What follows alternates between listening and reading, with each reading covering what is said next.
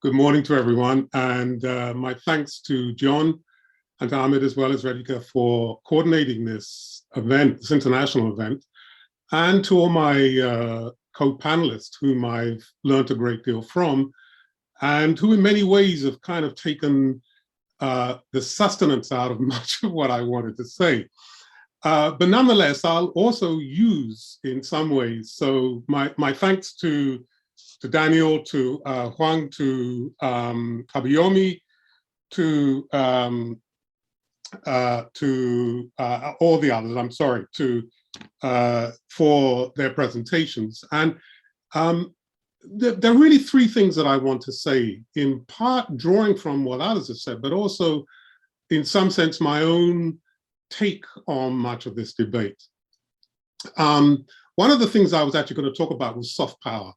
And the degree to which soft power can become a means through and by which government, states, powers can influence countries in different ways. And whilst on the one hand, I'm both thankful and mindful of what Huang said about the extraordinary ways in which China has reconfigured and reshaped how knowledge is produced and knowledge is understood and knowledge is situated. We don't want it to become another form of the British Council or the Alliance Francaise in terms of, in some sense, reconsolidating the ways in which soft power is used to reinforce people's understandings of different places. But that's not my primary concern here. My primary concern is really twofold. One is, once again, to reinforce the different conceptions or understandings of imperialism and not colonialism, or to differentiate the two, the two, we might say, moments. It doesn't seem to me that Chinese is a colonial power, but as somebody pointed out, it is part, in some sense, of a contestation over the ways in which the conduits of resources are utilized in different parts of the world. And in some ways, that is part of colonialism, but it is also part of an imperial project to consolidate power and rule. The second point I wanted to make really is the issue about development. It's been brought up that China has been, in sense, a different model of understanding how development takes place throughout the globe. And about that, I would agree. And some of that has to do, of course, with the way in which China has a hands-off approach, we might say, to the ways in which development elites in different African countries pursue their goals. And it has to be said, and this goes back to what Daniel said, we have to give African states and the agents within states their own agency. It's not all one way.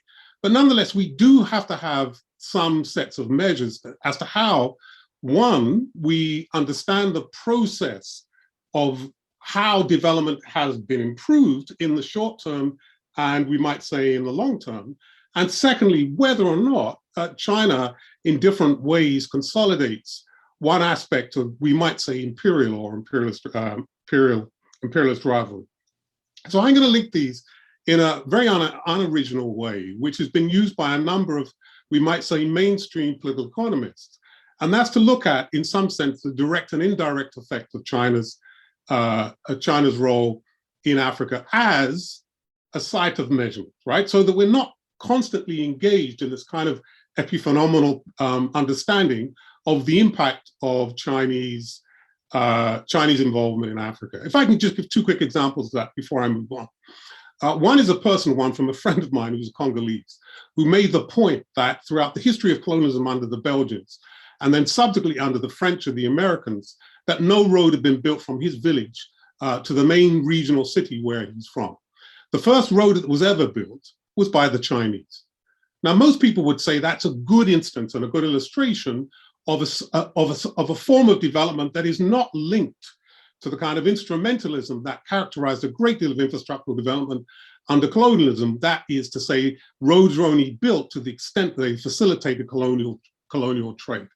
This appears to be an instance of China engaging in infrastructural development in and of itself because it benefits a local population. And I would support that both as an illustration of, we might say, intrinsic development in and of itself, and we might also say soft power as a form of identifying a certain kind of doing things differently. The second is a recent series of problems in a country that just recently had an election in Gambia, where a plant that has been built by China for the purpose of essentially fish feed for Chinese farms elsewhere, right? So a great deal of local fish food is used for the purpose of putting this into fish farms in places as different as the Sudan, as well as in China. And some of the extraordinary polluting effects that have come from this, right? So this is one illustration of a particular company in China that is linked to the Chinese state, which has deleterious effects upon a local economy, yet at the same time is increasing the GDP of Gambia itself. So we're caught between these two tensions on the one hand, where we have what one might call an example of the direct effect of Chinese investment in a particular place. The issue for us, however, is broader. There are two parts of this. One, the broad effect, which is how do we understand this in the context of the overall impact of Chinese investment in Africa? So we need to disaggregate some of the figures that, for example, were issued earlier by Barry and by Daniel, right? So we need to break that down and not just have these global figures that say, here are this investment, here are these terms of trade, this is good, this is better than what happens in the West. The West is not the measure, nor should be the measure, or the only measure by which we assess whether China does well or not. One can say that the environmental impact upon these local communities, particularly upon these coastal communities, is devastating. At the same time, macroeconomically, we can say without equivocation that there have, in fact, been value added to the Gambian economy. It's these kinds of tensions that I think people need to understand. And this gets back to Christian's point about the mode of development in different kinds of places. So what I'm going to do now is to just, in a sense, finish off to talk about the different ways in which we can understand. And there are really 6 areas. One is trade, right? What is the nature of the growth of exports to China, right? Is it negative? What are the displacements that takes place in this trade? Are producers displaced from China? What about FDI projects? What is the nature of the inflows into different parts of Africa? And again, we need to disaggregate, right? Because South Africa is not the Gambia. Egypt is not Lesotho, right? So we need to have some understanding of Africa as a whole, but we also need to understand the local specific context within which these FDI flows and these technologies take place. So do Chinese firms displace local industries? And if so, what is the take-up from that? Is there greater employment? Is the nature of that employment in any ways improved? Is there greater integration into global markets where there's value added for African products? Or can we say that there's a diversion from these places that benefits OECD countries and which also favors China's, right? Let's take a look at finance. What's the nature of that additional finance? Many of the panelists today have talked about the differentiating nature of finance. And it's clear that the nature of the financial relationship between China and Africa and what existed, certainly through international agencies like the World Bank and the IMF, and the bilateral agencies of Europe and the global North are very, very different in many ways than what China's had on offer. But even here, one needs to understand what is the nature of those additional resources in finance and where do they go? Are they unsustainable? Do they increase indebtedness? Once again, rather than have those global figures, one needs to look at how they have an impact specifically on given countries and what the nature of the relationship between those countries and China is. One can talk about the social, right? We've already talked about about employment and increased employment. Is employment created? Let's take, for example, one instance of this that's unequivocal. 25,000 people were employed by China in the Mombasa to Nairobi train development, right? A fantastic infrastructure project. That's not only about Kenya, but it's also about the region as a whole, both those in beyond Kenya, Tanzania, Uganda, and so on. So here we have an infrastructure project that's unequivocally of benefit to regional investment, trade overall. And also, of course, that it provided employment, one of the consequences of which is going to have a multiplier effect upon the economy overall, right? So this is an example then that has not just an economic impact, but a broader social impact that's going to have all these different kinds of changes throughout the economy. But there are also instances of displacement, right? Through dams and through various infrastructure projects that might take place. I want to again reemphasize, and this is not a point of comparison with the West. This ought not to be the only measure by which one assesses the extent, the degree, and how much, in many ways, the relationship between China and African states are reconfigured and consolidated upon patterns or understandings of inequality that one would anticipate would generally be the case, but also how those inequalities are, in some sense, reinforced. So one can look, of course, at the increased revenues that come from the various resources that are generated from FDI. So you have a greater taxation base that can be, in principle, the site for or a source of greater redistribution. It's all contingent, it all depends, and much is lost in the detail. Now, this links obviously to the politics and the polity space that operates for African states as well.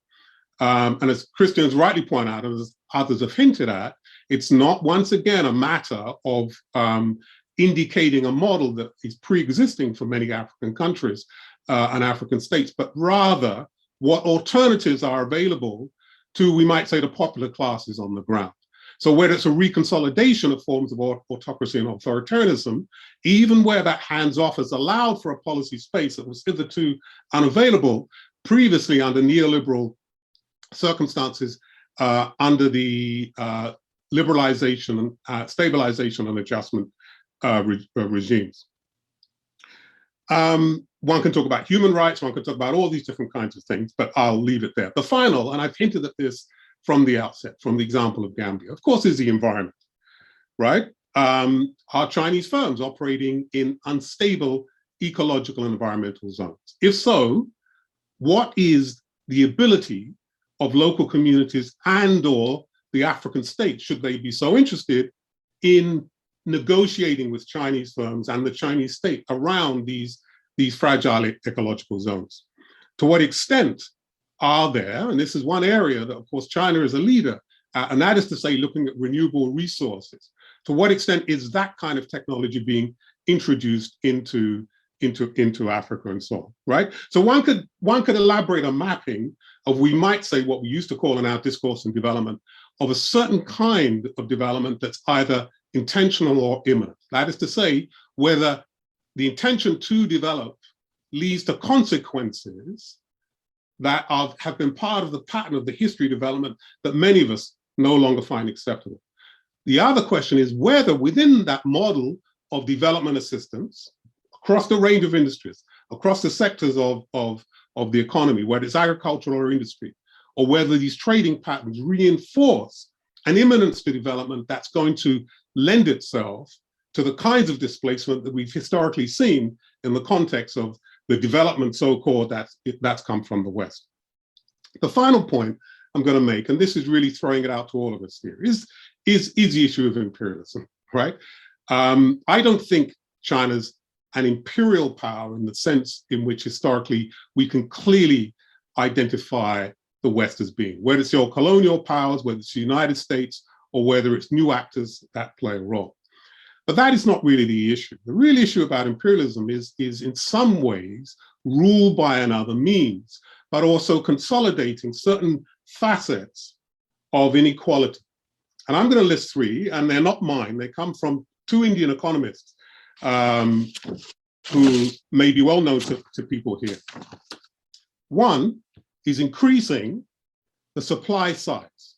So we can ask the question, what is the nature of the supply of commodities that Africa is continuing to maintain? Is it increased? And this gets back to the earlier points, right? As to whether or not that increase increases the value to those African countries. The second, and we've seen this in the context of neoliberalism, which is, say, the value of money, right? What is the nature of that value of money? Well, one of the ways in which it's been done through the system of imposed comparative advantage in the context of neoliberal regimes is, of course, to reduce the value of African money, right? And by that, I mean both the currency, but also the overall quanta of revenues from trade. And the third, and for me the most important, is what they call income deflation, which is to say, what is in fact the revenues that are generated for the vast majority of the popular classes in Africa. Imperialism wants to drive down, in fact, the income of most of the constituents, what we would call the popular classes.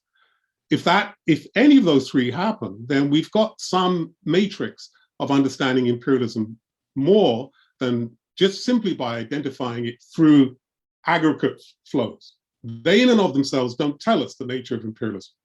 I would say that broadly speaking, overall, not just the epiphenomenal features, the road in the Congo, perhaps the fish farms in various parts of Africa, but rather the overall effect and impact of trying to understand these three components of these new modes of imperialism. Thank you, everyone. I'll leave it there.